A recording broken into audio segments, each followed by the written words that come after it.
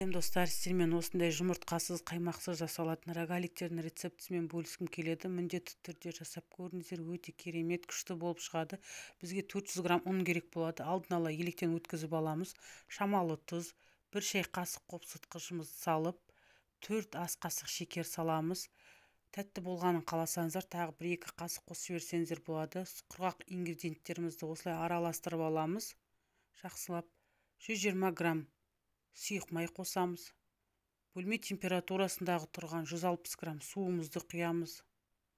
Жақсылап осылай араластырып аламыз.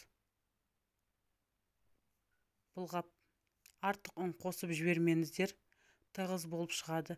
Нағыз қатты жабысқақ болып жатса, 20-30 граммдай қоссаңыздар болады. Осылай бетін жауып, бір шетке 10-15 минутке ала тұрамыз қамырымызды. Достар, міндетті түрде жасап көріңіздер, өте дәмді, күшті болып шығады.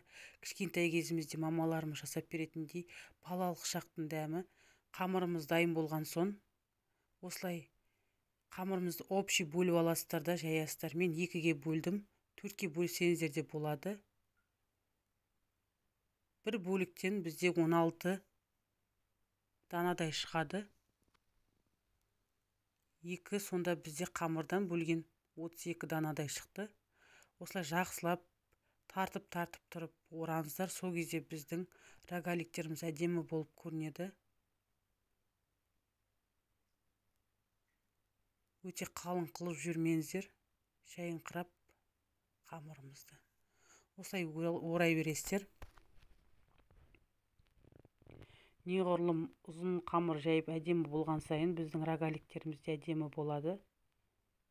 Көріп тұрғандарыңыздай осылай тартып неше түрлі салма салсаңыздар да болады. Вареный сгущенка, сүзбе, джем. 170-180 градуста 15-20 минутта пісіріп аласыздар. Әркімнің пеші арғалай қарап тұрып пісіресіздер. Кейбір пештер, духовкалардың бір жақ шеттері пісіп, бір жақ шеттері піспей қалады, ауыстырып тұрасыздар.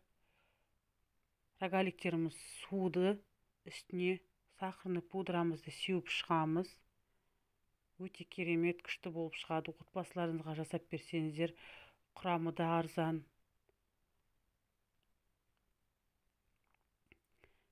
Менің каналыма тіркеліп, қоңыраушаны басып қойыңыздар, көптеген рецепттер шығып тұрады.